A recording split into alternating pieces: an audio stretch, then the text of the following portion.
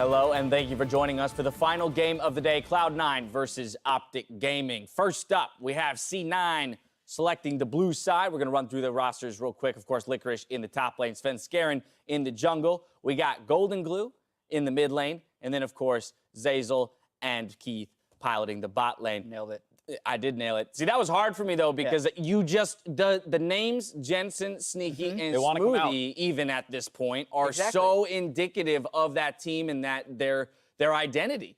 Yeah, absolutely. And we've seen that Cloud9 hasn't made roster changes. They said at least for the first week. We don't know when they're going to be putting them back. And I know Cloud9 is taking a beating on social media from their fans for making these changes. So I think it is super important that this lineup with Golden Glue, Keith, and Zazel from the Academy team find some success, especially against OpTic. You can explain away what happened in the game yesterday against Clutch, where they got all those deaths early on in the game and still made a good game of it. But if they lose this one after the beating they're already taken, it's going to be tough for that team to keep this roster. To be fair to OpTic, they did pick up a win yesterday. It's hard to say, exactly the power in the league right now, but they are still a very competent team. And that brings us to the OpTic lineup. Of course, Dokla up there in the top lane, Acadian in the jungle, Power of Evil in the mid lane, Arrow at ADC, or rather bot laner, I should say, because who knows, and Big as support. Coach Zabu's team behind them on stage.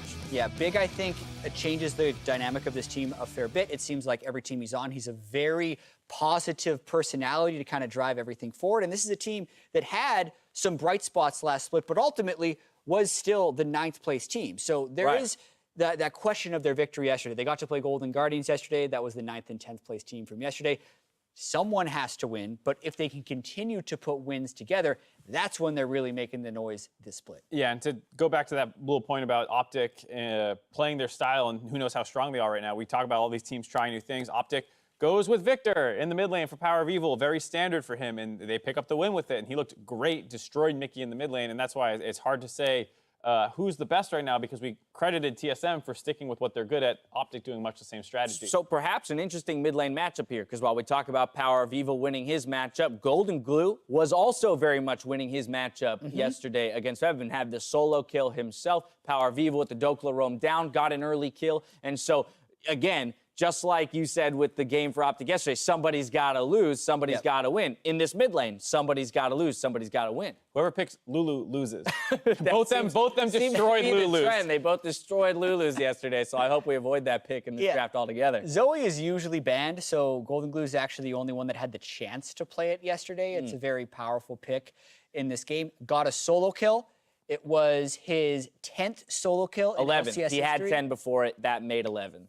11th, as I was saying, of the 80 games he's played in. Why couldn't that be the chat stat you asked me at the top of the day? Like, how did he get him wrong? I know exactly how many solo kills Golden Glue has. It's actually super important that he had that good performance on Zoe, because like you said, it was banned against most people, and that's a little bit of a disrespect to be like, yeah, give it to Golden Glue. It's Golden Glue. Let him play Zoe. And then he comes out and has a great game on it, so that might have bought his team some small advantages in the draft heading into this game. Yeah, I do think, though, that as we mentioned, with Cloud9 giving away those 3 kills early, they showed a lot of poise on the stage and how they clawed their way back into it, farming to 6, utilizing that brand and the Nocturne to collapse on the bot lane very intelligently to pick up kills and get back into it. And so, again, it raises the question of, well, what happens if they don't give up 3 kills before level 2? What happens if at 10 minutes into the game, they're just at an even state and everyone's hitting those level 6 power spikes? Yeah, and we talked about at the start of the day how there are far fewer rubber band mechanics for falling behind early. Like it used to be prior to patch 8.10 that if you had a 1 or 2 kill bounty when the enemy team killed you, they'd get a bonus 100 or 150 gold. That gold just doesn't exist in the game anymore. So when C9 gives up those 3 kills 3 minutes into the game, 3 patches ago, when they get them back, that's actually 450 more gold that would help them. Like, there's little things like that that add up all throughout the game that make comebacks even more difficult, especially from early. So I think they win that game if those 3 things don't happen based on how they play. Yeah, and the thing is, too, for Zazel in particular, if people didn't watch Academy last split, like he's a beast at engaging, and he's often kind of the playmaker for that Academy roster. He comes into his first LCS game.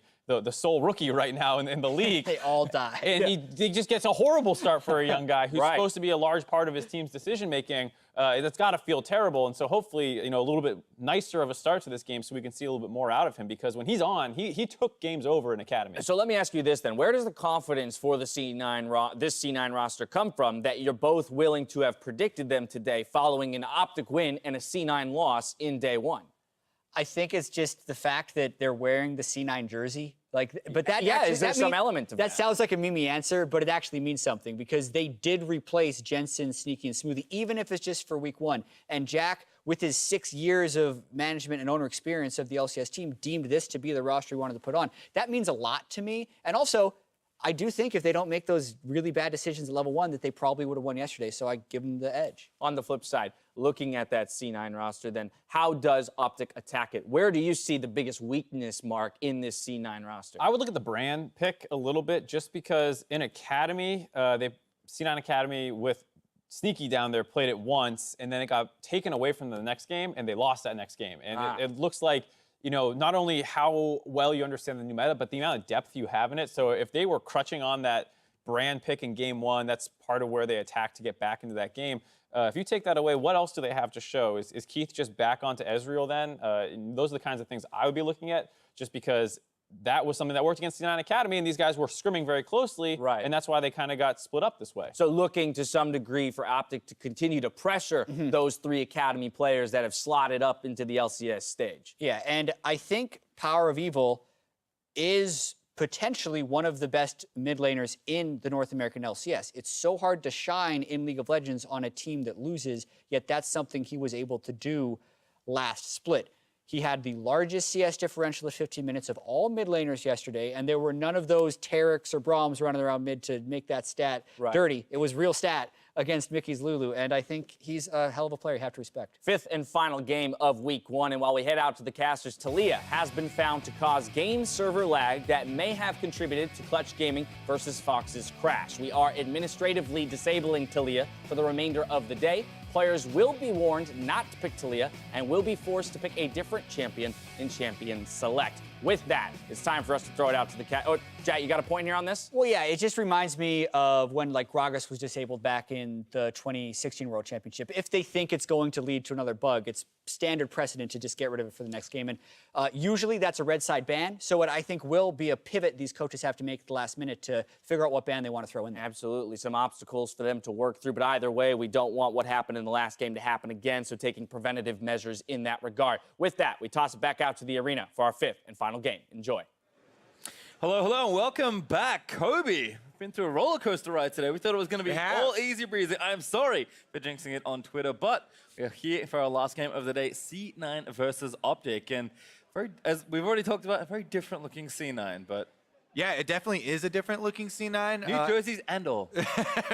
As the analyst desk kind of went over, we did see some good things from the Academy players that have been put in, but man, was it a very bad first few minutes of the game for them yesterday. So it'll be interesting to see what this Cloud9 roster can do if they start off on even footing.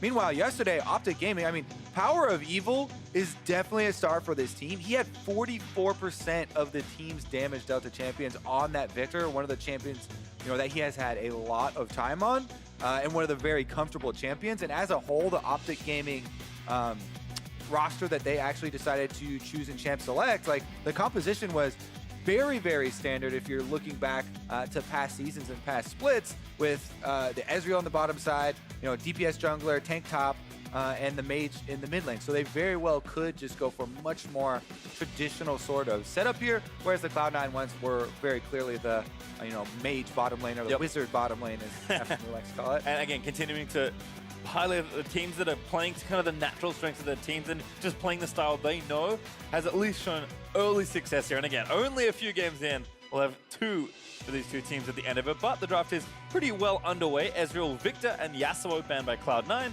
Zoe, Aurelia, and one more here to come for OpTic. It's Brand. They're going to take away that bot lane option Keith played yesterday. Yeah, Keith played that yesterday. The Victor, as we just said, for Power of Evil was taken out. But we know he definitely has more options left in the pocket. Lucian, though, quickly locked in very early here for Cloud9. Now, Licorice has played this champion top. We would expect this to be a Keith champion, though, for our first reactions. Yeah, I thought we were typing something else. Hovers Master Yi for a second, but we'll first pick Xin Zhao, so Acadian will revisit that champion, and Ornn also sticking with the same picks. Yeah, exactly same champions so far for OpTic that they used yesterday. The Ornn is so good, and Dokla actually had a really good roam. One of the big things about Ornn Ultimate, the long range that you can go for early effectiveness in other lanes. He was able to set up Power of Evil with one of those early kills. So maybe we'll be able to see some more focus from the rest of members of OpTic towards the mid lane once again. Clearly trust in Nocturne Shen. Cloud9 once more will take this combination into battle. Again, did not pick up a game win yesterday, but Transgarent and Licorice, the two veterans, if you will, left on at least this roster, gonna try and make this happen. Clearly something that they feel can work. And yeah, there's definitely huge highlights, right? Nocturne Shen, clear opportunity. You double ult. Both of them are diving in onto the backline, whatever sort of carry it is. Doesn't matter if it's a marksman or a mage or whatever champion is built to do damage and doesn't have defenses. That's the one that you dive with that double combo, and you can almost guarantee being able to kill it, even if it's something like the Lulu, as we did see yesterday. However, Cloud9 also ran into some troubles, and Svenskeren started to rack up the deaths on the Nocturne. One thing about that champion as a jungle champion, yes, you can do super well offensively, but if you do have a bad start, then it becomes very hard for Nocturne to you kind of affect the game in a positive way. He doesn't have defenses where you have a dash to get out, and he kind of has a one-way ticket into team fights where you go back into the back line, try and kill a squishy, and if you don't, then gonna be pretty useless. yeah, even with Shen helping out, not doing too much else if your first little bit doesn't work out. So we'll see how the rest of the bands move through. Aatrox and Mundo, two surprisingly popular top laners this weekend, will be taken out of the pool. Arrow actually gets a Draven ban pulled in Cloud9's second phase, and now the final ban of this draft is Kai'Sa. They're taking out one of the marksman options.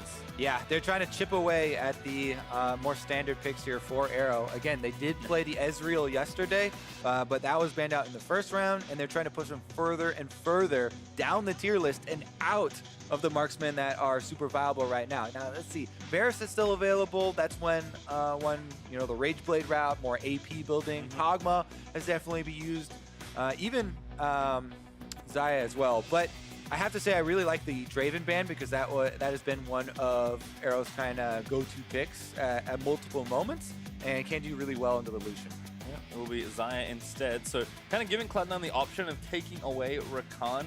Presumably they don't have their support yet, but you do never know.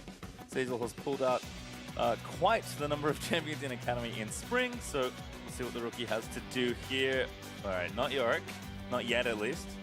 And does look like Orianna. I feel, whoa. So it is a little bit of a blocker too, because Power of Evil, of course, loves Orianna, the champion. So in case the Lulu would be flexed into the bottom lane as a support, does kind of deny that. And famously, Golden Glue, when he previously subbed into the LCS, I believe it was Dignitas and for like Scar or something like that, he got a quadra kill after whiffing his ultimate completely and hitting no one with it. Still was able to pick up the quadra there. And Mind games, that's all that was. The most kills in a game that he's ever had. So. Well, we're on the last lock in there, so OpTic will get the chance to take whatever they want here. If it's a Lulu support, they can give PoE a counter pick here. Otherwise, maybe just showing things up with Rakan in the bot side. The other cool thing about Orianna is you can put the ball onto Nocturne as he's passing by, and if he's charging someone with his ultimate, if you're quick enough about it and you're close enough, kind of pass him the ball and give him the shockwave for more damage to kill someone through a Lulu ultimate. Yep, and there's Ziggs as the last lock-in, so it was Lulu support all along. Power of Evil will take a signature pick for him, and certainly something he showed up very big with, and I believe his actual last game of spring last season, so certainly something that not very many people are playing, but Power of Evil is never one to play the things that are always standard. It's really cool, actually, how people have actually been using Ziggs to push early towers, get the early gold lead for his 2-item power spikes, and then you just dish out so much damage in a huge area. The big problem, though, does become kind of protecting him. So Arrow, with the Xayah, you're even a little bit more safe than the Ziggs would be, and the Nocturne actually might go for the Ziggs more often than the Xayah, considering the ultimate being available. And that means that Big on the Lulu is going to have to keep his wits about him and stay close to both carries and ready to protect them. Yeah, gonna have to think that C9 assembled a pretty straightforward combination, one we've seen somewhat, at least in years going by, or even recent splits going by. For OpTic, I think they're also, again, sticking to kind of what they know, giving PoE a pick that he's very comfortable with, that he can rack up, again, 40+% of the team's damage on something like Ziggs. Again, I think as fun as it is to see all these different picks in all these different lanes, you don't necessarily have to be doing that. And these teams, you have to assume it, with the information they have, are picking the best things they think will help them win their match. Definitely true. All right. Well, we've got another double marksman matchup in the bottom lane. Those have been faring pretty well so far today.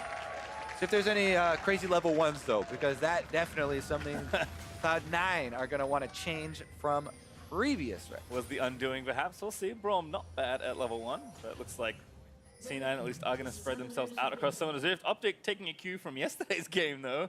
Thinking, you know what, that 4-5-man invade worked out pretty well. Currently all 4 stacked in that brush, with Lulu just to the right of that. So OpTic can look to make a big team push here into the jungle.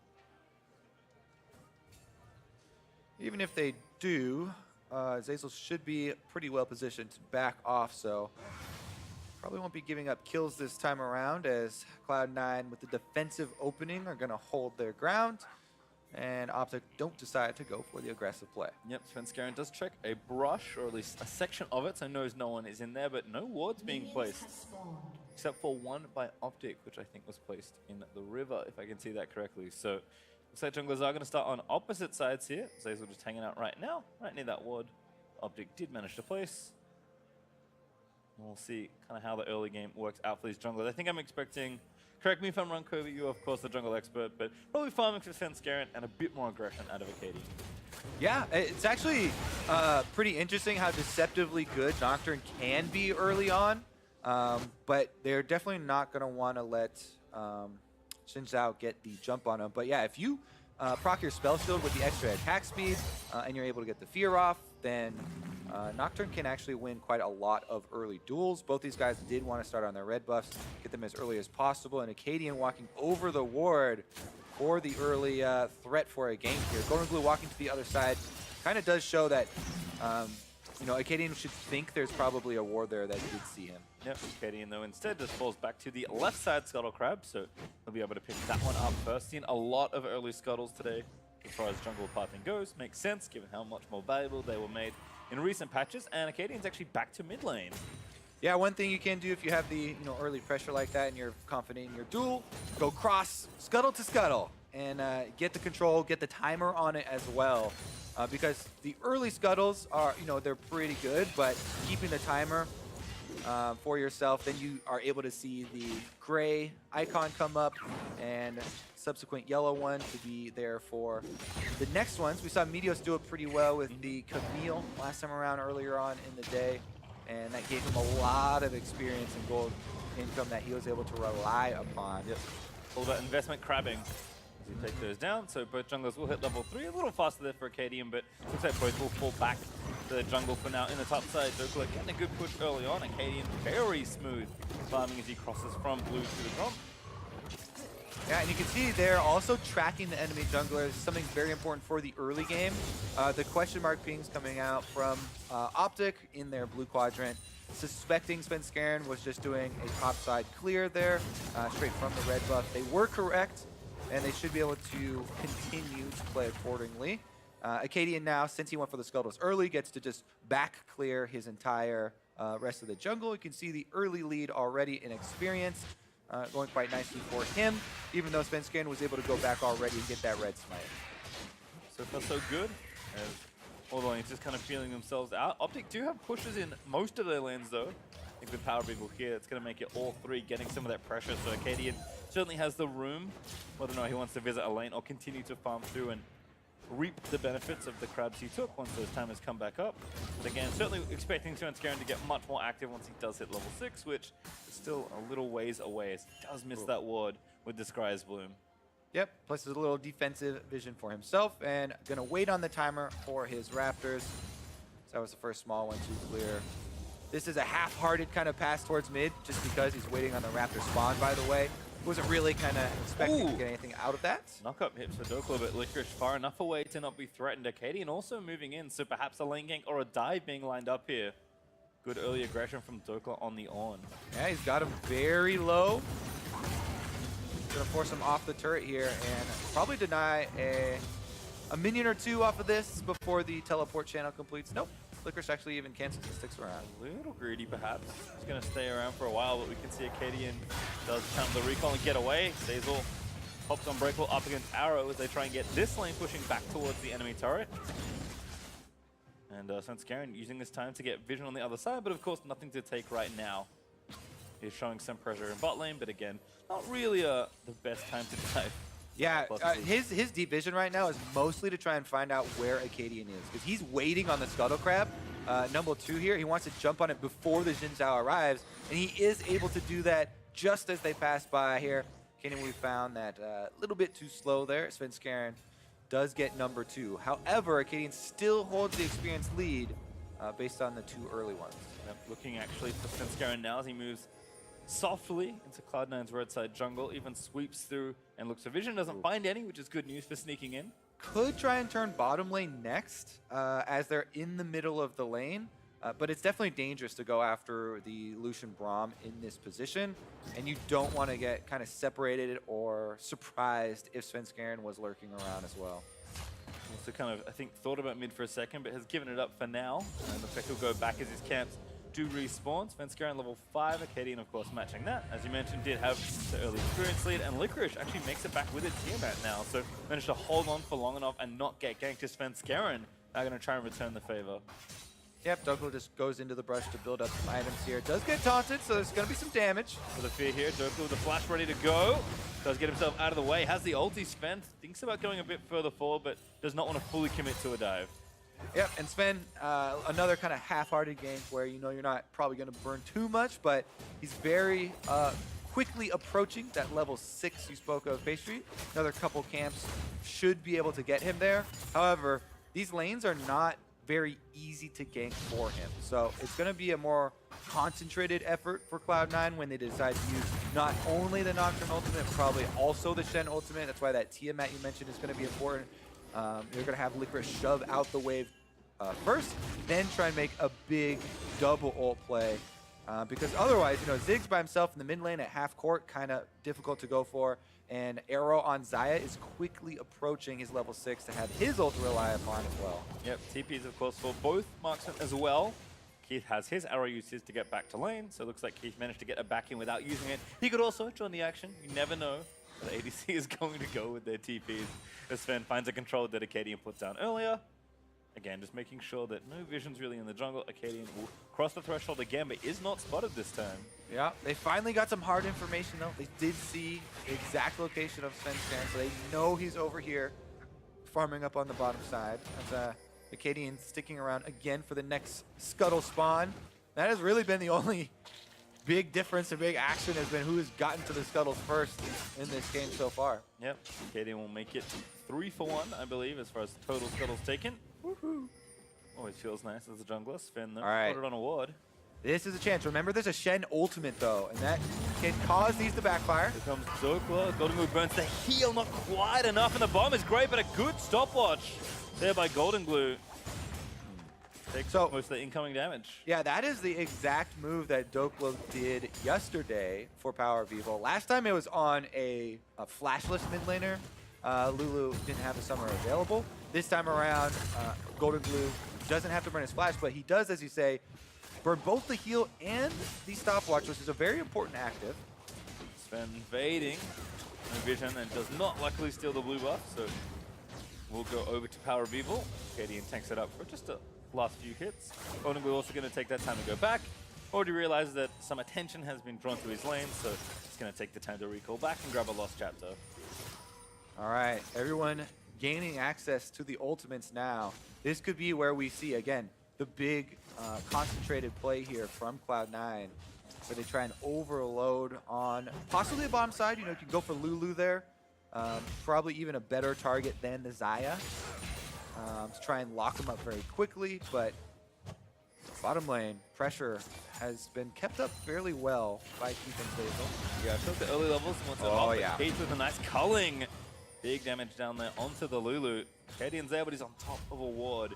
The C9 will see what they can do with all this information, and the vision from the speed train disappears as well. Garen creeps forward even further. Everything is set up here.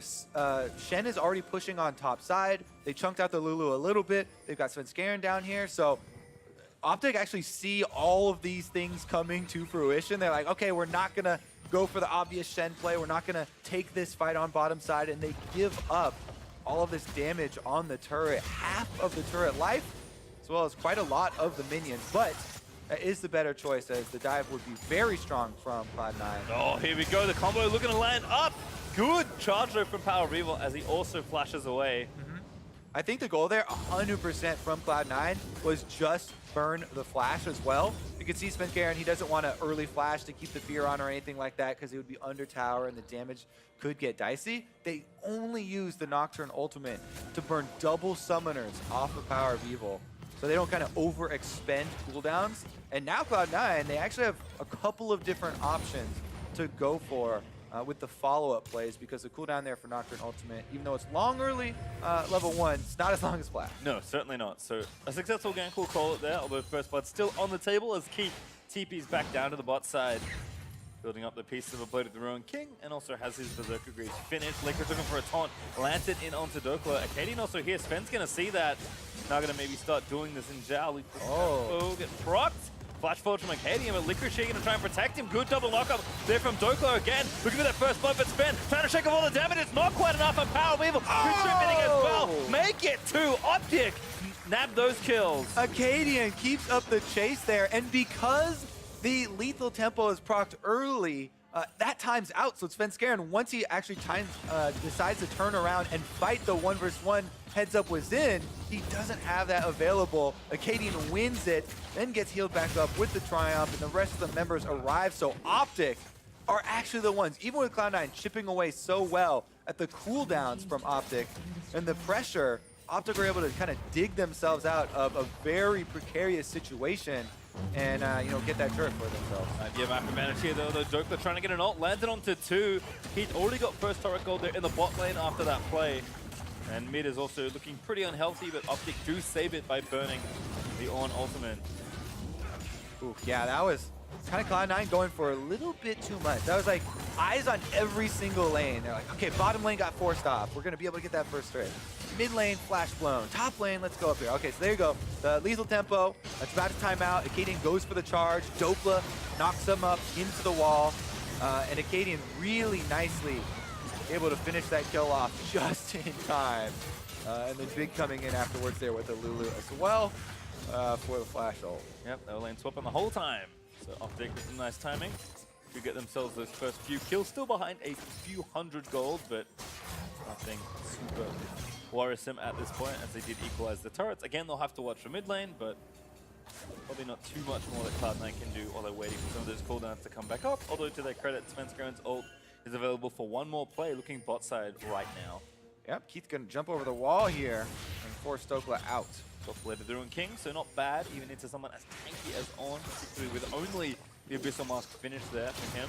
Rift Herald, though, is going to be started as a result, so OpTic using their topside man advantage to try and take down an objective. Yeah, meanwhile, though, we got Nocturne over there in the Dragon Pit. Svenskeren, I would assume, is making pretty quick work of that one. There's a trick for those of you that don't know, the Dragon auto attacks are considered spell cast. So it's great for Nocturne. You can use your W spell shield and get the double attack speed boost. Really helps you burn down dragons early on in the game.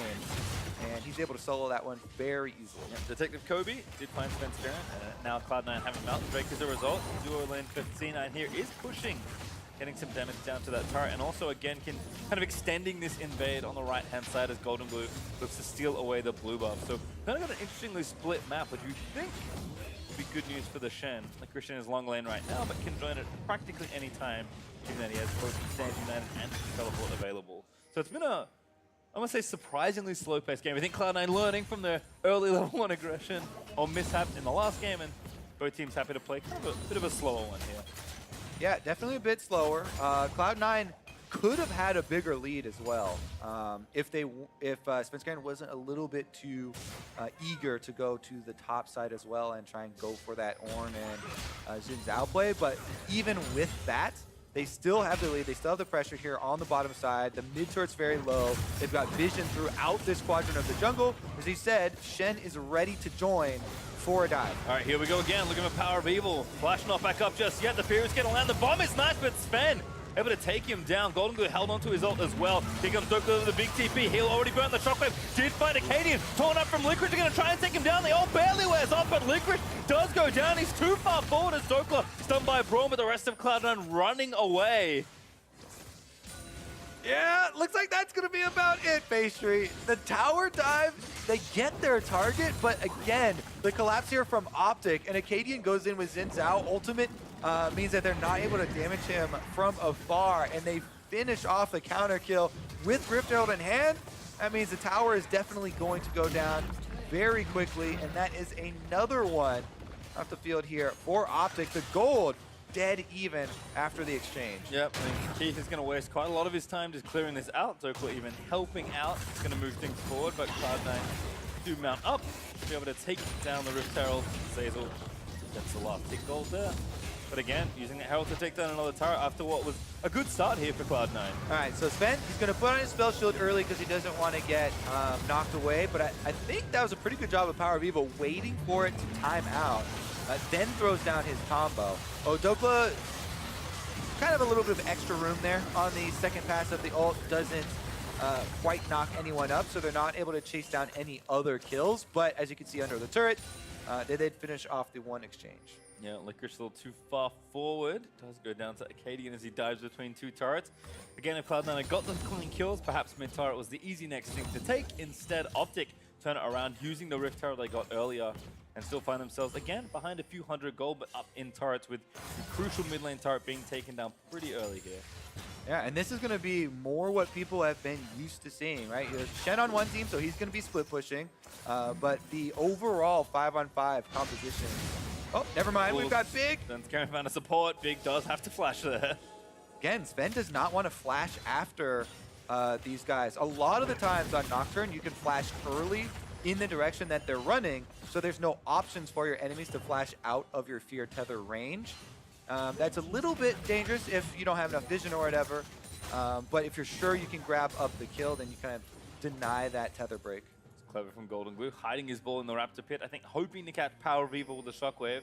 But again, C9 continue their pressure, their duel in, takes the top turret, equalizing that score, and they're still pressuring the bot side as well. Keith even played the Ruin King's Dokla, just trying to get some damage done. Yep, Keith on this Lucian is very well set up to top the damage charge. Ooh, Dokla again, taking some damage, but gets out with the charge as bot turret also falls. OpTic continuing to stay ahead in objectives, just only slightly, but Cloud9 are just really enforcing their will onto OpTic right now.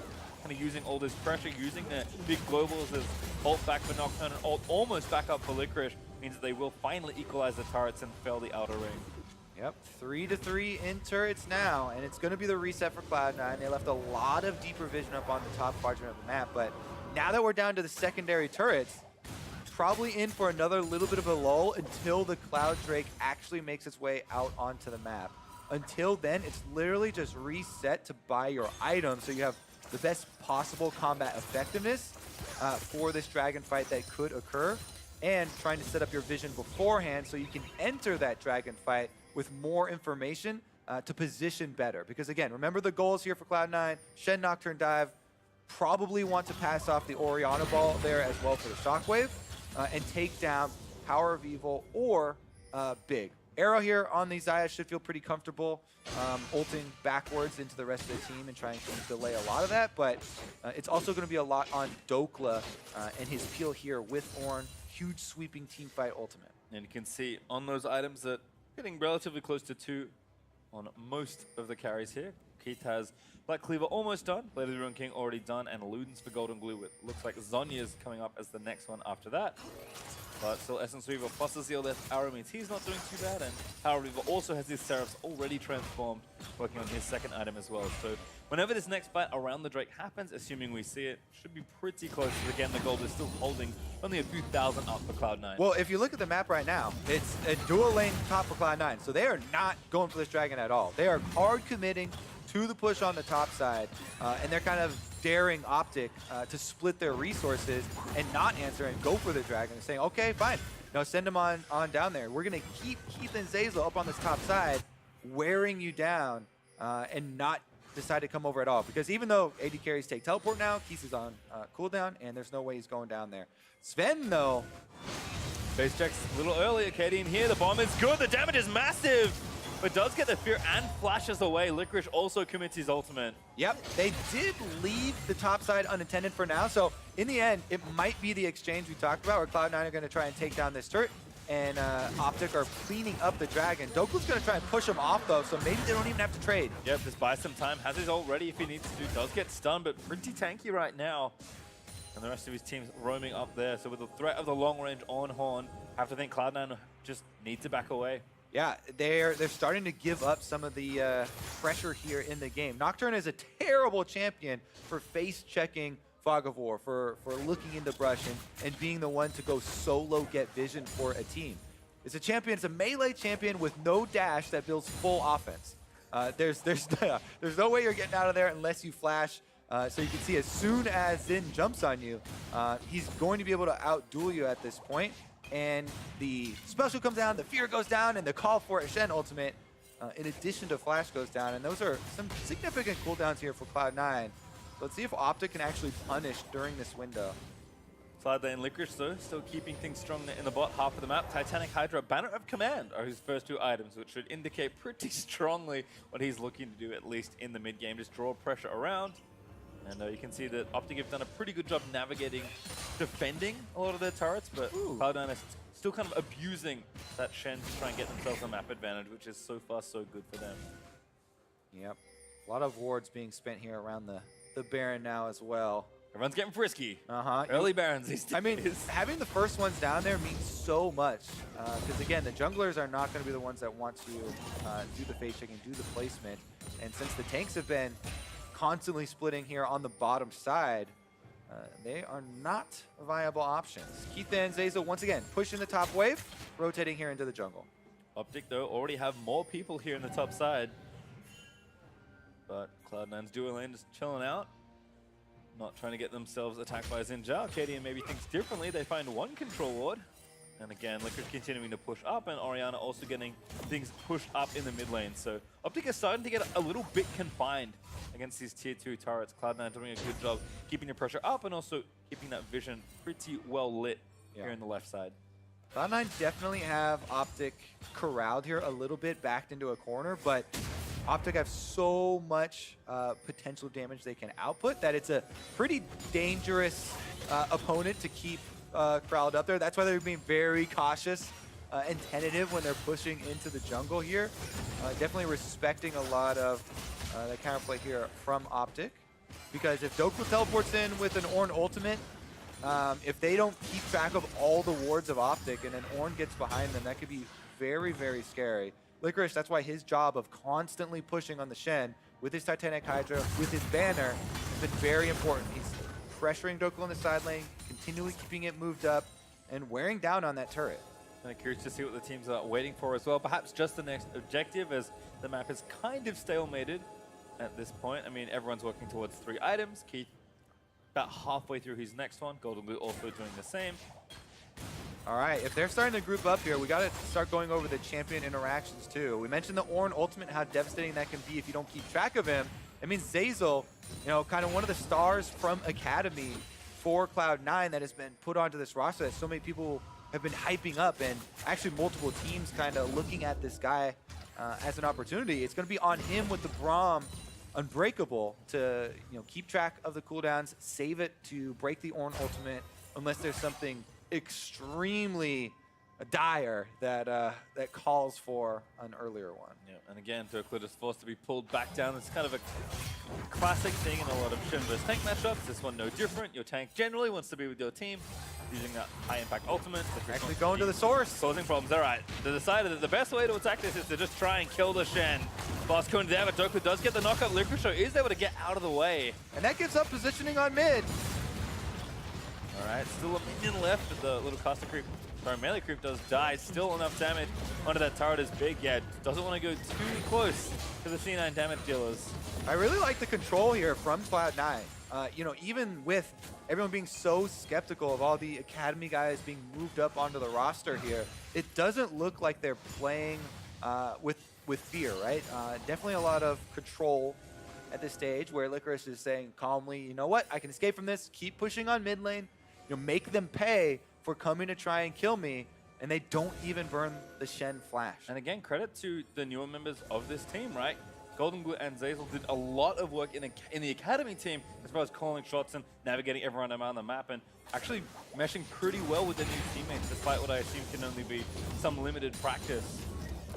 So again, these newer players, I mean, Zeyzal, a rookie, Golden Glue has played before, but has never had truly that much time to play a full split and really make himself known.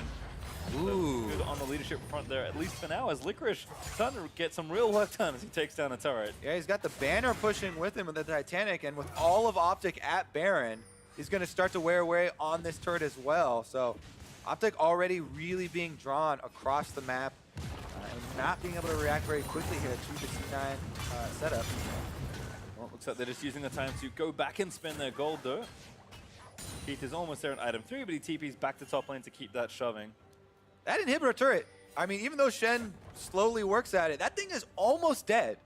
The banner spam, the constant AoE from the Titanic Hydra, and the diligent work of Licorice is taking its toll on the base of OpTic Gaming. And now he's a bit tankier. He's moving pretty quickly towards level 16 because of how much solo time he's had in the side lanes to get the waves pushing. Like, as far as really forcing OpTic's hand to do something around the Baron area, Licorice is pretty close to just forcing what looks like two pretty bad decisions. So OpTic can have to react a little bit faster here and either hope for a big steal or just force a play. They tried it with the Shen before. On bot side, it didn't work, but something of that nature is in order. Yeah, and if you look at the tools that OpTic have to hard force a fight, the Ornn ultimate can be countered pretty quickly by Braum Unbreakable if Zeyzal's in position and if he is ready with the cooldown. So then it would have to be Acadian on Xin Zhao making a risky play to charge in, immediately using your ult so you don't get focused down, and then relying probably on Lulu to keep him afloat there holding the front line. But it's definitely going to have to be multiple forms here because it's not going to be an easy point and click for them. And Cloud9 are doing a good job of not giving them the openings. Look how clean the map is of OpTic wards. There is one on the top lane, this little straggler boy out here in the top brush that's not really going to give you a lot of value. And this one control ward that, yeah, there he is. The one lone one-hit ward still going strong up there. I think it's a well-named ultimate here for Nocturne. Just because OpTic really don't feel very safe in the dark at all. Again, moving together as 5, knowing they need to push things down, but that gives Mr. Licorice all the time in the world. Even without the banner minion, just to push the waves in, deny that farm, and just keep pushing the turret. And Licorice's like, well, no one's here. I'm just going to give it a hit and run away. Maybe 2. All right, now time to leave. Nope, he's committing. Spirit Surfer drops. One more hit. One more hit. One more hit. Oh no, he's messed around. Higher. Backdoor protection kicked in. I'm sorry. Allow to be one more time. See what happens. Yeah, he is going to have to back off though. As soon as the extra resistances come in from those, it definitely is deceptive how long you're going to have to stay around to finish off that turret. And eventually he has to back off, much like the rest of the squad here fighting over red buff. Well, sticking down the lane for a while again. Licorice knows he has so much pressure built up here in the side lane. And there's Svenskeren going to go in, looking for Arrow, actually going to force out the ult. Does get the fear in the sky, but now flashing forward. Ulti's great with the fissure, and Licorice in the mix as Keith does finally take down Arrow. Forced to flash the shockwave, is immune there by the stasis from Acadian. Power of Evil, they're already burnt the ulti, and Dokla very late to this fight. They will get a pick onto Zeyzal, as Acadian is able to take one down, and this actually might be a turnaround here for OpTic. Golden Glue getting chased down by the Ornn, but OpTic no more chase left. Yeah, so the only way you get out of the Nocturne fear is if you break that tether range. If you were able to use the ultimate and get out of range, then that would break it. But if you, just because you use the Xayah ultimate, it just means you're not targetable. But since the spell has already been cast and it's on you, that's why the fear is still going to go through. So, you know, Arrow does land back down, gets taken out immediately. And that is 1 kill over to Cloud9. Not the biggest of victories, and they actually don't get much, you know, from the map from it. So it's not, you know, the end-all, be-all, whatever of this game. But it is a kill, and some more cooldowns going to be out here from Arrow. The flash was blown early, and then the ultimate tried to be used. Really well timed ult from Zeyzal, and again, everyone just piling in, but that top was certainly stopped Golden Glue. Yeah, and then we had the collapse here, as you're talking about. Zeyzal got very low. They were trying to get the counter kill. Tip of the spear to the face. Close. Got him. And Trinity Force is now finished for Arcadian, so I was going to mention that his build was kind of taking a while to get things going, but now feeling pretty good. I mean, much like Nocturne Xin builds a lot of offense that can't really get out of situations, but he killed him. That's all that matters. Yeah, all his defenses are about the ultimate, where, you know, the ranged champions aren't going to be able to threaten you from outside of that area, and you kind of have to worry about that positioning and the rest of your team playing around you when you go all in. Everybody really waiting, though, for the culmination of all this tension and what is going to happen around the Baron. C9 again have built up a pretty strong lead, but they need to kind of get a few more steps forward to really break it open and have the game get to a point where it's one step away from being finished. And Licorice and that little inhibitor turret down the bottom is kind of the thread of hope OpTic are hanging on to. And one of the interesting changes recently to turrets was that they regenerate quicker. So the outer turret that he got to within 1 hit, as you said, is actually regenerating pretty quickly here, and it'll regenerate up to that 3rd health and require a little bit more time. But again, he has had constant pressure, and especially with the banner just being used, he should be able to get it anyway. Yep, still here now, and I think OpTic a little too grouped as Licorice were able to take this down. Now going to pressure the inhibitor, and now it's time for OpTic to make a very difficult choice. Sending Turkle over right now, but I don't think he can solo stop Licorice and his banner cannon. Yeah, Banner Boy would probably be able to finish it off by himself, Right, but here's big, gonna run a bit more interference. His Power of Evil gonna run even more, but Licorice zooming away. can't catch him. And the rest of the team, while he's doing all of this by himself, pushes up the mid wave, and it looks like they're trying to sweep out, again, all the vision around Baron that OpTic just sacrificed their bottom turret to get.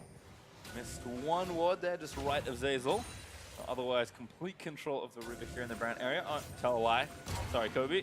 There's one there they'll get, I'm sure, in short order. All right, Licorice back at it again. And this guy, too, remember last split when, you know, they had so much success with him on these carry champions and kind of lacked when he was on the tanks. And people started to get kind of critical. They're like, okay, well, Licorice, yeah, he's super good on the, you know, the carries when people are camping for him. But Cloud9 didn't seem that dynamic. Now, I mean, this Shen split push has been extremely effective for him. And he played very well yesterday as well. So definitely showing some differences and some improvements during the break that they had during MSI. Dancing around Tokla as well with Fenskaren pretty close. Nocturnal out. Who they found? They've got the jungler. They can take him now. It's a real good pick to get. He is going to be fit. Licorice wants the taunt. He will find it. And Zeyzal able to grab the shutdown. Ooh, big pick right there for Cloud9. Licorice does have to flash out afterwards, and Dokla goes for it. Oh, there again, waiting it out, but Dokla does not get the re-hit on it now. He's actually stranded a little too far forward, about to get stunned by the Braum passive. Does get stunned up. Damage is just enough as Golden Glue collects a kill.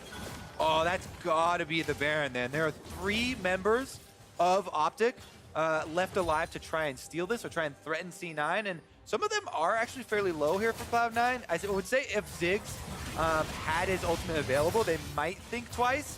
The Power of Evil did just use it. Cooldown's really short, though. They're trying to find some of the carries. Good double shockwave there for Golden Glue. Buys time. Power of Evil gets a ward in the back, but again, controllers will shut it off. He doesn't have his ulti, so he's going to have to reach out with a bomb and just try and snag it away. Sven with the smite ready to go. Ult on 3-second cooldown here for Power of Evil. They're buying time. They may have waited a little too long. Cloud9 are actually tanking a little too much damage. They finally waited out. They will get the Baron. Licorice even over the wall with the taunt just to try and make sure it went down. So Cloud9, after all that dancing, finally snag a date. Whew. That was some hard work to get that Baron there. Speaking of hard work. And the minions get a little distracted, not focusing the inhibitor. No Not working hard enough, unfortunately. Maybe work smarter, not harder for those little guys. But still, the pressure is there, and Cloud9, especially with the Baron, should be able to knock down a couple of inhibitors. The long-awaited Baron buff. All right, let's take another look here, though. Because again, like we've been saying with these two junglers, they have no dashes to get out. So as soon as they see Acadian there, even a little bit deep into the jungle in that corridor, Sven goes for it. They find the pick. Cloud9 all collapse in a timely manner. And they were even able to get that secondary kill afterwards, which led to the Baron. If they weren't able to get both Acadian and Dokla, then that would have been a very, very dangerous Baron. But Cloud9 now, with that coveted buff, can return to the split push game. All right, we'll see just how much they can get done with it, though. Again, Licorice has basically got the bot in here dead to rights after his work before the Baron, so have to think, especially with the banner minion up here, thanks to Zazel's banner of command joining the fray. That tier 2 turret was dead. Don't worry about that one. It's these juicy inhibitor ones that Cloud9 are after. OpTic looking to defend. Yep, it's definitely going to be difficult. Banner comes through. Bottom inhibitor's probably just dead to Licorice. Yep, there we go. Don't even have to take a look. He's able to finish the job once again. And they also have Golden Glue ushering up the mid lane minions as well. So all sides here under attack from OpTic, and their options are becoming very, very few. Maybe Dokla moves over, tries to get an ultimate away from Zazel on someone else, go for Golden Glue or something, but... Ooh. Acadian jumped in, thought that might spell the end, but Cloud9 don't turn back around for a potential re-engage. Licorice also doing a good job tying up on, I think just if nothing else, if he tries to ult cross that, don't let him reactivate. Cloud9 have been playing very patient this game. Controlled game here from the mixed roster. Looks like they definitely want to put their first win on the board. Acadian, though, trying to clear out some area to work with here as Sven has been lurking around in the brush. Sees the boss going to go away, but it does not reveal his position. And again, Baron's still up for a minute longer, and Keith needs a couple of autos to try and take down the turret. Actually, one left. Banner minion does get it done, and mid gets cracked as well. So don't forget, supers are also inhabiting the bot lane as well, and Licorice is continuing to escort them in with the Baron buff. So OpTic are really running out of time to force a fight here. Yeah, their base is crumbling around them. Now there are no more defenses, and it's exposed inhibitors. Acadian! Yep, dives in, Keith dashes out. That's about all they really have to apply some pressure, and OpTic are just looking to lose all three inhibs. There's one in mid going down. Keith needs a bit more work to do here. Should be able to take that one down as well. And OpTic, like, when are you going to do something? It's too late. All their inhibitors are now down. That's a big death sentence with super minions gonna come double stacked. All three lanes will be flooded here. And Cloud9, after all that hard work, finally retreat, finally go purchase, and look to finish out this game. Maybe take them out and joke on the way out. That was up for like 10 minutes, I feel like. And Cloud9 were like, you know what? It would help us siege. I mean, we have so much pressure that we might as well just keep going. It'll help you kill 2 Nexus turrets and the Nexus a little bit faster. Don't need it now. But long before they got the Baron, they could have taken it. Instead, I think, again, very dedicated to the patient 1-3-1 strategy and have really just ground OpTic into dust at this point. Yeah, definitely true. And there they are. Double siege minions, supers coming down, all 3 lines. It's going to have to be OpTic jumping the gun. Just go for anyone that you see. Because even though there's a Shen on the other team, if you're surrounded by not only the entire Cloud9 team and super minions from all sides, you literally cannot do enough damage with these champions to kill off all those minions and fight a team fight. So you've waited too long. You literally can't output that much DPS. And that's why Cloud9 are still sticking to the patient gameplay here. They're just moving up with the minions. Yep. Their best allies. Timing all their waves as best they can, getting them shoved in. Trying to be consistent with how they all push in, but can be a little tricky. OpTic, though, backs very firmly against the wall as Cloud9 will just escort the minions in, and for them, hopefully to victory. OpTic they have to try something, and I think they know it. But the Ono is going to try and kick it off. They look for Keith, they will grab him, but Zazel, they're burning the ult. They're just going to again buy some more time. Acadian pops the ulti. There's the paranoia from Sven. We're going to dive in, but he's actually going to try and take down Acadian. Almost gets it done. Sven pops the stopwatch and flashes out to safety. Still on the front side, tied up as Golden Glue. He's able to get that kill, and that should be enough. The Nexus turrets are so low as OpTic may keep trying to fight. Power Beaver gets tagged by a shockwave, just barely split over from left to right, but the turrets are falling. C9 have opened up well and truly a lead that OpTic cannot come back from. But with an exposed Nexus, OpTic are fighting, hoping the Fountain Lasers get something done, but Cloud9 will rally back to victory and close out their weekend with a win. Keith, Zazel, Golden Glue, Licorice, and Sven Skaren grab their victory, go 1-1 here in the first week. And OpTic and Power of Evil unable to make much happen in that game. Yeah, it just felt like Cloud9 knew what the game plan was, stuck very firmly to it, and for a team that, again, has not had that much time to play together, just based on how long their previous roster has been playing in the LCS, looking pretty coordinated. Definitely true. Yeah, so both of these teams are going to end the week 1-1.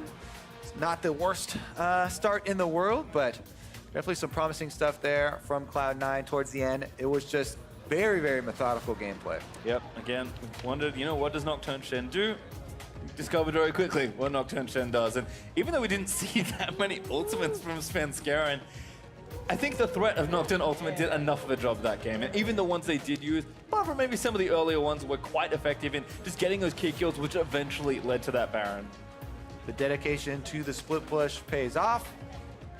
Goodbye, Banner of Command. Yeah, actually, that was the last Banner of Command game that we will ever have for North America. That thing has been deleted from the game, and we'll be changing, updating patches here next week. There you go. See, perfect way to end the weekend. Banner of Command storming to victory to close it all out as Vaultboy himself gives some love to the camera. Again, has to feel good to win. Golden Glue's had a turbulent history in the NLCS games he has played in, but he does finish the weekend with a win. Yeah, I look at the damage spread. Pretty even for all those guys, too. I mean, Licorice is #1 on the Shen. Because technically, he was in the side lane, dealing blows there with the Ornn. Oftentimes, that'll happen with a lot of tanks, and people see the damage numbers. But honestly, his banner as well, and the constant pressure that he kept up in the side lane was just too much for OpTic to deal with. And it kind of neutralized, it felt like, any sort of shot calling or aggressive play from OpTic. They never really chose the moment to make the play elsewhere. And if you're never going to make that play to break what Cloud9 are doing with the split there, then you're not going to be able to do it at the end when your base is already flooded. And I think it's easy to say, well, why didn't OpTic do anything, right? I mean, the tools they had were pretty minimal, but Ono, it's a great tool for starting any sort of fight. I think Licorice deserves maybe the most credit for just stopping On from really getting to a fight in any reasonable time. Because when he was there, Licorice was already busy pressuring the base. So yeah, Ornn's there pushing you, and then Shen's there pushing you, and then you also have to worry about the Braum and the Nocturne if you do get there. Flew around there sometimes. Well done for us for now, but let's set it down to Ovally and Cloud9's mid laner. Thanks, guys. The Scrim God is back. Golden Glue, what's it like to pick up a win on the LCS stage again?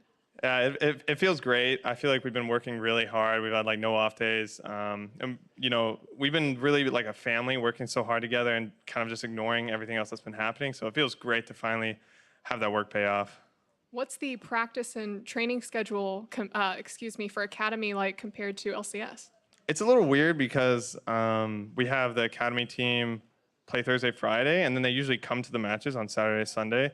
So I think you overall get less practice when you play Academy since you have to be ready to watch LCS and such, where when you're playing LCS, you get a scrim on Academy days. So it's pretty similar, but a little different. And yet here you, Keith, and Zazel are playing on the big stage. Now, I was happy to see your name return, but I know that there were quite a few Cloud9 fans who were a little frustrated with the roster swaps. How did you deal with the reaction?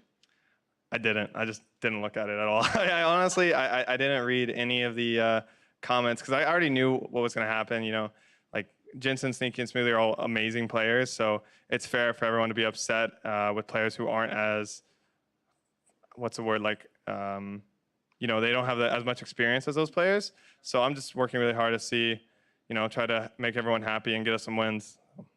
So we heard earlier from Jack and Rayford about the roster swaps, but what's your understanding of the changes? And how would I say, what do you think is the state of the team? I would say the biggest reason for the changes is just our teamwork, the way that we work together in and out of the game was the biggest reason. Me, Keith, and Zazel all have really good relationships and synergies with play styles and outside of game. And that's kind of why the move, I think, was made. I mean, you could also, Reaper and Jack know more. I'm just playing. So, but that's what I think. So what would you say to the Cloud9 fans who now have their eyes on you three to help pick up some of those Cloud9 wins? Well, I would say I'm going to do my best to make you proud, but, it's big shoes to fill. So hopefully I can do it. Well, congratulations again on your win. And for more on the game, let's hear from the State Farm Analyst Desk.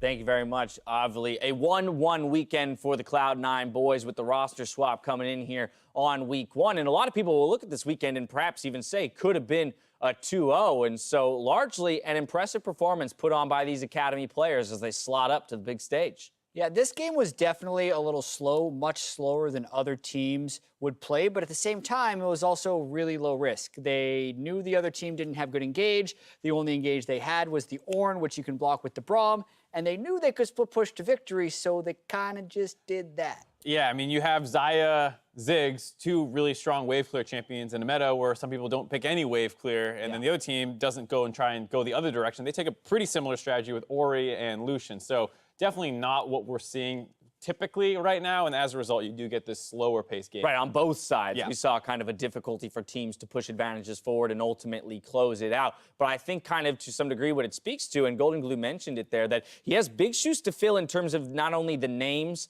the superpower, the superstar power of the names that they have to fill, but also the experience. Again, just being in so many situations on an LCS stage that you know how to react and you know how to recover. These guys haven't had that experience, and yet I largely find by looking at them that they're playing that way. Yeah, well, it's interesting. I'd say Zazel doesn't have that experience as the LCS rookie. Golden Glue, over 80 LCS games. Keith as well. I remember I made a video once about whether or not Keith or Wild Turtle should be the starter for TSM. They've never actually been that good on the stage, right? Golden Glue and Keith, which is why another reason I think it was so surprising and why Cloud9 fans rebelled so much against the changes. They thought that these guys are like known commodities, so to speak. Right. But you can actually improve over time, which is what Golden Glue and Keith want to prove.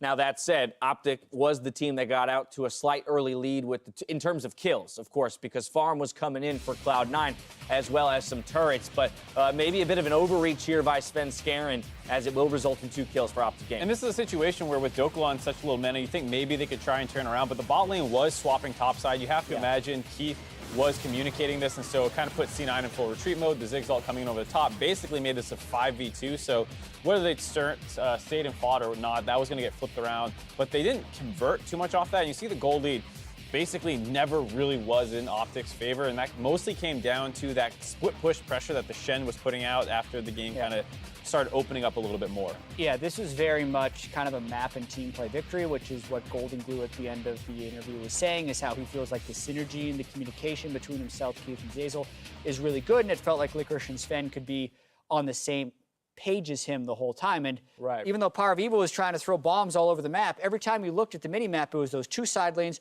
pushed as far as they possibly could be, and OpTic could never really get a foothold. And there were a couple times where OpTic could have. They just really flubbed the counter engage, because a couple times Nocturne goes in with Shen on top, and then they get one person, and then the Ornn ults were just not there. There was a skirmish in the jungle, missed that one. Braum blocked another one, then another one just completely whiffed the redirect on the second half of the ultimate. Execution, execution, execution. The one thing that I will call out for Cloud9, and we talked about it a little bit off air, the idea that they're the ones picking up this Nocturne pick. We've seen it played to relative success in other regions, the LCK most notably. I know it's hit the ban table once or twice, but aside from that, no one else seems to be reaching for this pick. What are the kind of advantages that this pick gives maybe a team like C9 in terms of options and strategy? It definitely muddles team fights a lot and definitely helps in split push. I mean, the fact that they've ran Shen Nocturne, that's a very classic team composition all the way back to 2012 in League of Legends. There's also a few little things with the pick that people have now started picking up lethal tempo, which gives you that huge amount of attack speed right off the bat,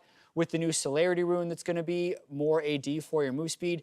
When you proc your E and get the move speed towards him, it actually gives you 20 extra AD. So like the instance power of that pick is almost higher than it's ever been. Right. And it's one of the reasons I think teams are Right, picking it. 20 extra AD, and then On uncapped, top of uncapped what your attack Q is speed. giving you. Okay, let's go. Playing And the some lethal Nocturne tempo. next patch. All right, let's see how our analysts stacked up against the dads today in the predictions game. Avali and Cat's dad proved to be the superior minds at the end of the day. Hold on, that's not even sort of by alphabetical order. One.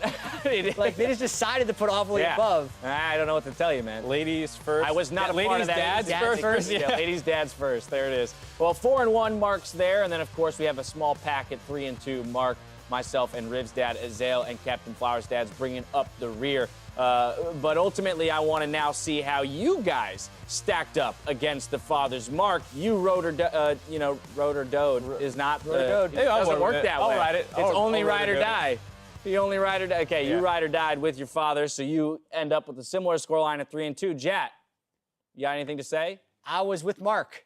I don't think 3-2. so. How was your dad? Should have listened to the wisdom of your father. I should have. He was on like, that CLG Jat, man. Come on. keep the faith. That's actually. It Dad actually has- only Dad's works when doing it Jad for you. doesn't believe. If he actually picked that, both him and his dad would have been wrong. That's true. Yeah, that's probably- true. That would have been the way for that would have been the path to victory for us. Either way, thank you to all the dads for playing along, and a very happy Father's Day to you, Dad. I love you. That's going to do it for us here on the desk. Thank you for watching. Now it's time to toss it over to Freak, Azael, and Fox's Hooney to break down an exciting Week 1 on NALCS Tonight. Hello everyone, welcome to NALC Tonight. As Dash just said, I am Freak, that on the end is Azael, and this is Echo Fox's top laner, the air quotes really required here, Hooney. Bot lane / jungle aficionado, that's been awesome. So first things first, Week 1 of the Summer Split is complete. Let's see how the teams are stacked up in 1 week's 2 games apiece. Give me everyone's first impressions. I mean, first place Echo Fox, you had to expect that.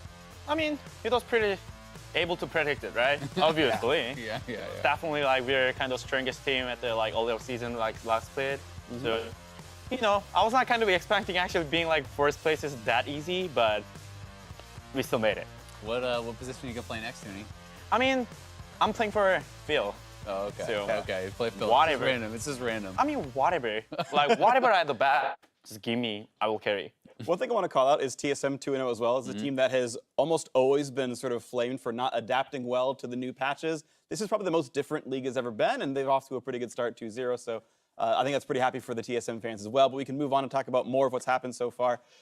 In the LCS, I mean, it's been such a crazy, wild world, right? With 8.11 coming through, 8.12 is going to be next week. And you're one of the only teams that's actually been role swapping. I want to sort of talk about that. Like, is this just finding the right champions for you? Like, what's the reasoning behind? I mean, I feel like there was a lot problem that having like a lot of team, like really a lot of team that can't get used to, like let's say AD carry.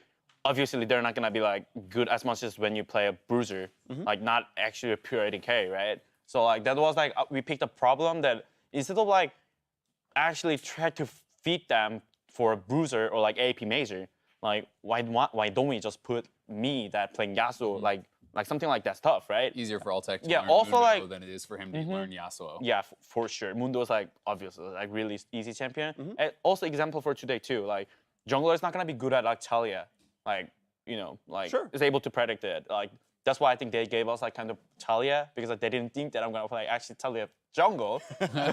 Yeah. Did you watch LCK last night? Because Fly was playing on a Super Talia, but he was the Braum, and his jungler was playing Talia jungle. I thought that was kind of funny. It's kind of funny that like, but there's like when you do super jungle, like you should know that where should you go. So kind of like jungler is better to be like junglers being like super jungle that like jungler usually know like where should it be. Where to be on the map. Yeah, so like it more makes sense that when you're super jungle, like sending jungler to actually being super jungle. That's interesting. There's like a mix between like you need to know the role sometimes, you know the champion other times, and like you have to battle those. Yeah, like you need to balance it like well, but it's like kind of hard to deal with it. Obviously. Yeah, Sure. yeah, and I think it depends a lot based on what champions you're playing, right? Like if you want to play Darius bot, then that's probably a lot easier for Altec to learn than Yasuo bot and things like that. So it kind of makes sense to swap around on that. I'm kind of curious on your general thoughts as far as like what, you know, there's a lot of debate on if marksmans are still good, like if you can still play an AD carry in the bottom lane, like what is the correct way to play? Do you think that it is still pretty like relatively even, or is it just based on the strengths of your team? I mean, it's like definitely it's gonna be like our strength that like actually were swapping. Yeah. But what I mean is like also we can still do like standard. We haven't shown yet, and you know people's not gonna be able to like expect The it. least expected is Huni on a tank. Huni's the best Lucian in NA. I'm expecting the Lucian bot lane as soon as it gets unbanned, of course. Now, I do want to open the floor to all of you viewers at home. Let us know what topic you want us to cover next. Check out the vote on the bottom of the screen and spam chat with what you want to hear us talk about. The meta, Cloud9's roster swap, Huni's role swap, we did a little bit already, or the Golden Guardians upset over Team Liquid. Now, as you can see, there's a new set. We want to show it off, so we're going to put our pro players to the test every week in a new game we're calling Scion Speedway. We'll load our pros onto the practice tool with a custom-made racetrack, and they're going to use their ultimate to get the fastest time possible as you race through the rift, around hairpin turns, and avoiding obstacles along the way until you cross the finish line between the opposing Nexus turrets. There are a few rules. You can't go out of bounds, you can't flash over the walls, and you can only use your summoner spells or active items once a piece. Otherwise, you'll receive a penalty. So that's it. So Huni, head on over, do your best on our best friend testing station, and let us know when you are ready. Yeah, Huni, go for it.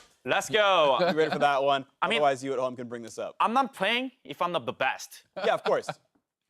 He's gonna have to beat us though, because we both did this earlier. Yeah. To give kind of like a baseline, a very low baseline for what people might get. So Huni's got to know if he loses to us, he may maybe losing the spot on Echo Fox. I mean, at least we're better Scion players, Yeah, obviously. yeah, Okay, clearly. so Huni, you are ready to go whenever you think it's ready to unpause. Cool. All right, and hopefully we can bring the feed up for you guys, and it will be beautiful. Am I starting? Yes. Right after? Whenever you're ready. Let's go. All right. And he's off to the races. Of course, it is infinite cooldown to the ultimate. You got to juke around this one through the base gate and up around this turn. He's doing pretty well so far. Yeah. Really, the hardest part, I think, of this is kind of this next big turn around this, as well as the target dummies up in the river. Yeah. There's the active items plus yeah. Predator. Yeah, so he's actually popping all his actives now. He still, I think, has his flash available that he can use. Remember, he can't actually flash over the walls, so there's a bunch of target dummies up here that he's got to avoid. He's doing pretty well so far. Good. And you kind of got the outside corner. It's going to be a bit of a slower turn. There's the flash to build some space. And then it's a little bit more finagling around these turns. Oh, he got through! This is gonna be a really good time. He's beat us for sure. He's beat us for sure. Yeah, for sure, number one. Perfect. Boom. All right. Yeah. Nicely done. That was actually really good times. There we go. We'll get the time for you pretty soon. Yeah. We'll get the confirmation on the official time. But I'm pretty sure he smashed us. Yeah, I'm pretty sure he's got both of us. His spot on Echo Fox is safe for now. We'll see if come on over We'll see if if you want. anyone can best Huni in the coming weeks. What's funny is my first run in practice, we gave him a few minutes to practice as well. My first practice run was way better than my listed time. I choked under pressure when the stopwatch came out, so in my mind, I was 4 seconds faster. And there you go, Huni, 45-10. Solid 2.5 seconds over There you go. Well done. But actually, you guys played pretty well, Dad. Like, I thought that this was like my perfect timing. That like, I think I'm pretty sure like I didn't have any mistake, but still it's like 2-second difference. I think maybe after the target dummies, when you're running around that corner, it might be better to use your summoners there, because when you start your ult and stop your ult, because you have to like start it and then stop it again because it's such a sharp corner. Kind of, yeah. Maybe, but like there's little optimizations, I'm sure. Yeah. But that was, I mean, you did really well. Yeah, I mean it's like so hard to tell like which is like Optimal optimal. items? Yeah. Yeah.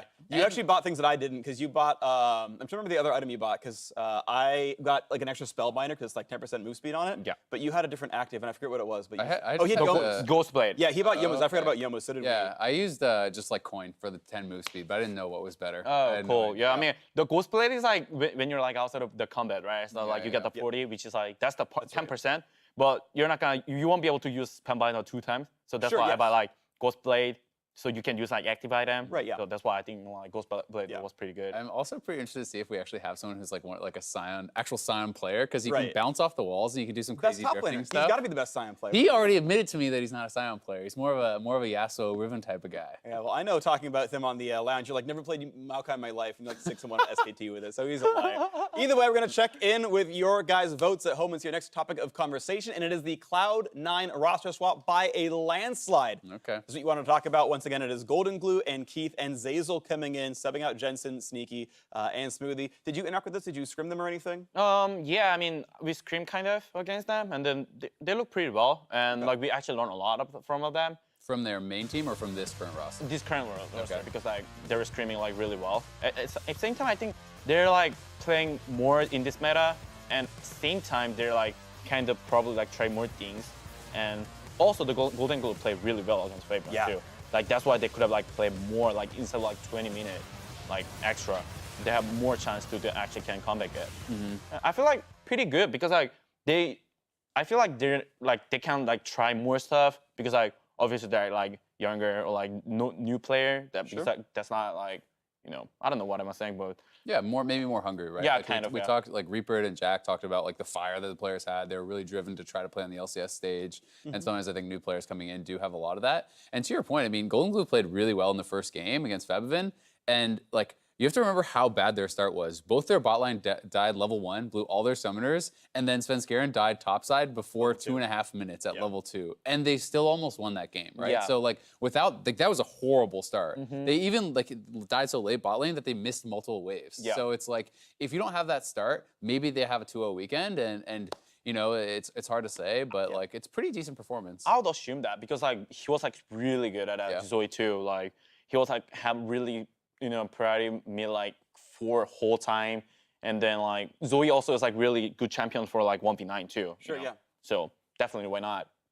Yeah, I gotta say personally, I am very pleasantly surprised by Golden Glue. I think like this is a player that I've wanted to see do well for a while, and it's always been very, very sketchy on stage. And like yeah, the solo kill at like level 5 or whatever in that first game, like he's been pretty solid. So that's been cool to see. I guess the last question I would have for both you guys then would be, do you actually think they'll keep this roster, or will the other guys come back? Because I still assume that like, you know, Smoothie, Jensen, and Sneaky are the stars of the team, have been on the team forever, have been to Worlds, and, you know, made it to quarterfinals a bunch of times, et cetera, et cetera. Like, I don't see them sticking with this roster unless they played, like, incredibly well, just because the other roster is so tried and true. I mean, I feel like if they keep right now, I feel like they could be the like pretty top team. That's what I feel. And like obviously they're gonna like decide to which is like Jensen and Sneaky and between like Golden Glue and like Keith, right? And I feel like for sure they can play better at like kind of, which is like meta right now is like really, you know, there's a lot of new stuff and like not standard kind of. So I feel like if it's like standard, I feel like could be chance that come back in too. Okay, I want to press you on a very specific question. Let's say tomorrow is NALCS Finals, Echo Fox versus Cloud9. Which roster would you rather face to have a better chance of winning? The old one or the one that played today? Today. Because we're just too good at this meta too. Okay, doesn't even matter. You're going to play these guys anyway. Tooney's going to win regardless. I mean, that's true, obviously. 3-0 in the third place match, of course. So NALCS tonight is all about you all watching at home. We want to review some of the moments from this weekend that you called out using hashtag LCS Big Plays, brought to you by Acer Predator. First up, Glenn Reich praises the return of NA's own Vault Boy and his solo queue against Evan's Lulu. By no means is this gold lead, you know, unwinnable, right? They are not even 2,000 gold behind, but they need to stabilize. Oh, he might just be dead! Into the mid lane, Golden Glue answers back! Seeing a solo kill on your opponent's star player is going to make you feel pretty good. Yeah, courtesy of your own star player, Golden Glue. I mean, he was really sick. He almost also got a second solo kill. I remember like with Fevin roaming down a bot, he was super close to killing him. So really good performance, honestly, from Golden Glue. I think it's some of the best play we've seen him have on the LCS stage. Yeah, I was watching it also. He kind of misplayed for what you mentioned about the second solo kill. I think he could have solo kill kind of, but pretty sure from there like you can tell maybe this guy is not as like experienced as much as like Jensen. Probably like if you play like kind of like best or optimized, you could have just like solo kill too. But that's why I gotta say kind of weakness. But still like he played like super well. Like that game should have been like over like 20 minutes earlier, like for sure if there was no Zoe pressure mid. Yeah, so that's by him, but of course they did lose that game. Now next up, TSM put a capper on their 2-0 weekend with a quadra kill picked up by Hanser. Turtle over the wall, flawless duet, locks them in place, and there's the ultimate coming from Bjergsen. He might have bit off more than he can chew, but the team is behind him, and now they're onto Flame. Sven still drilling the arrows into Flame, and now they're onto Keen. This is gonna be all she wrote, and they knock him down under his own turret. Quadra kill for Hanser. Yes, good. Wait. Stairs.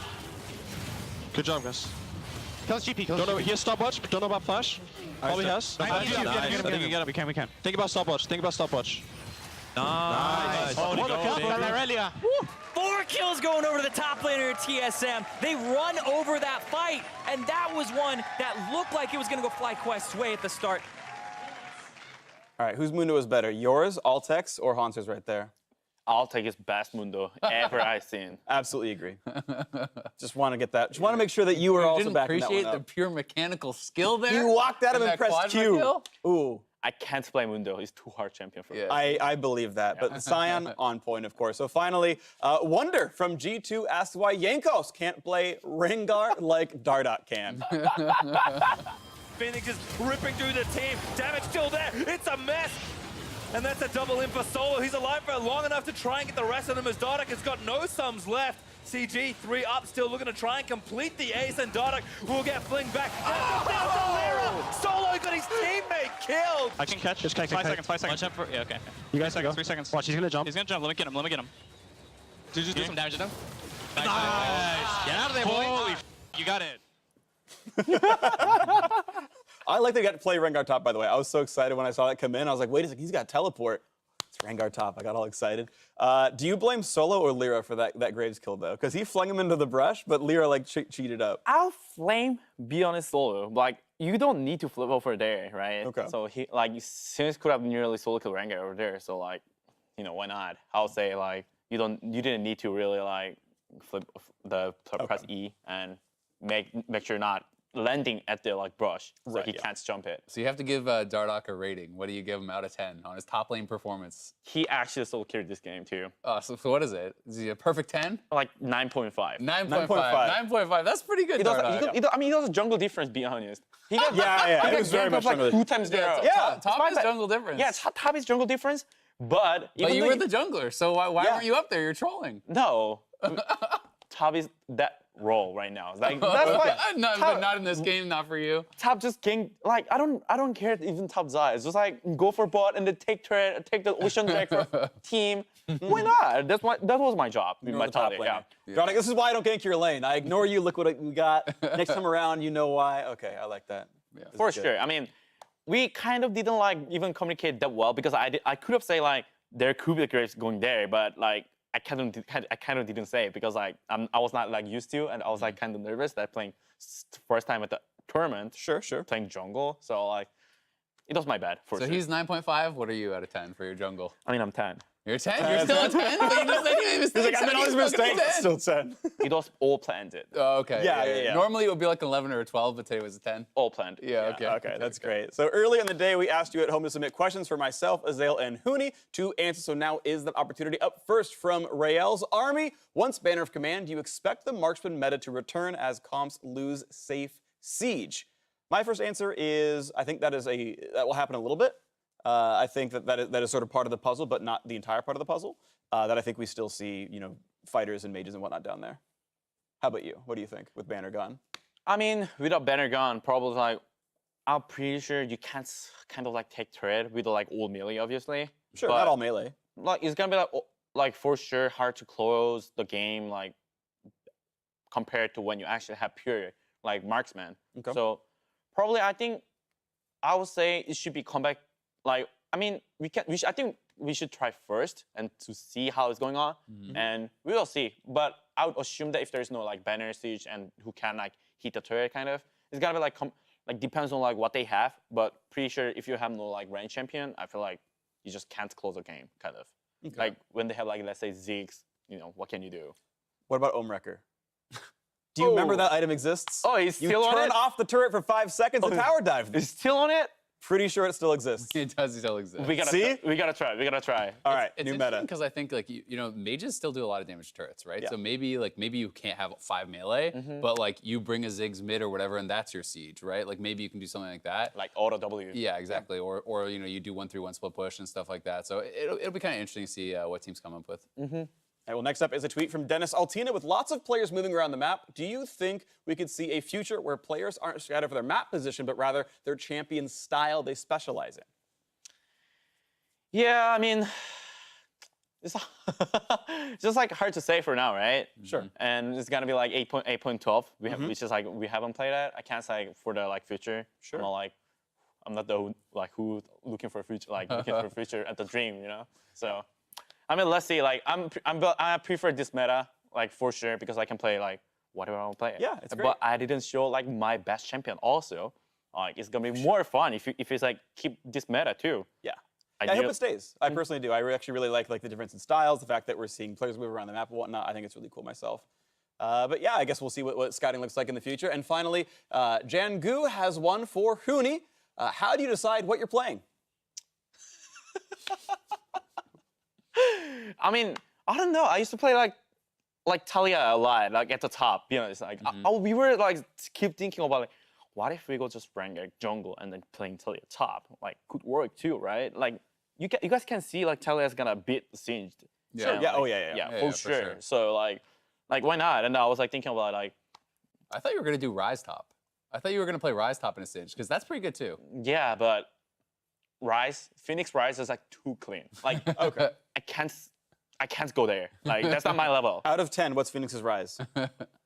11.5. 11.5. That's pretty good. That's that sounds about right. Yeah. All right. And like I was like 10, so. Yeah, of course. It makes so much sense. All right. So then thank you, of course, for that answer. Now, before we sign up for the weekend, let's take a look at next week's schedule, brought to you by Jersey Mike's. We can see Saturday's games up right about now. And Echo Fox takes on OpTic Gaming in the middle of the day. That's going to be one to watch for. But Team Liquid continue their attempt at first place with facing a CLG who won today. And a lot of people are going to be excited to see, is Cloud9 staying with this roster? Are they going to swap back? We knew they were doing this for the first week, but kind of remains to be seen. I mean, I feel like C9s are going to be like kind of stacked like with the current roster because like they performed too well, I feel like, right, for this week. You think they keep them in? Kind of. Okay, fair enough. I want to bring up 100 Thieves versus FlyQuest. I think both these teams are 0-2. Which one do you think comes up with this one?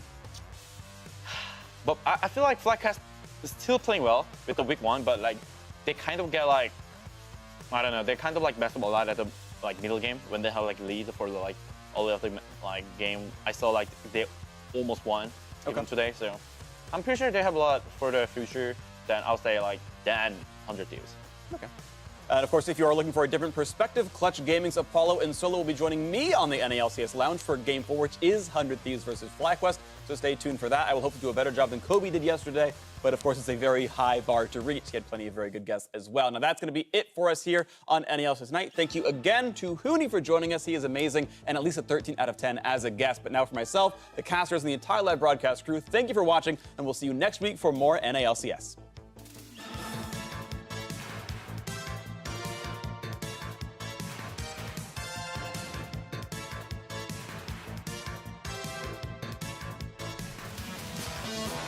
Yesterday, North America jumped into patch 8.11, and while we saw some of the picks rather teased in different regions, it just left us wanting more. Sven still drilling the arrows into Flame, and now they're on to Keen. This is going to be all she wrote, and they knock him down under his own turret.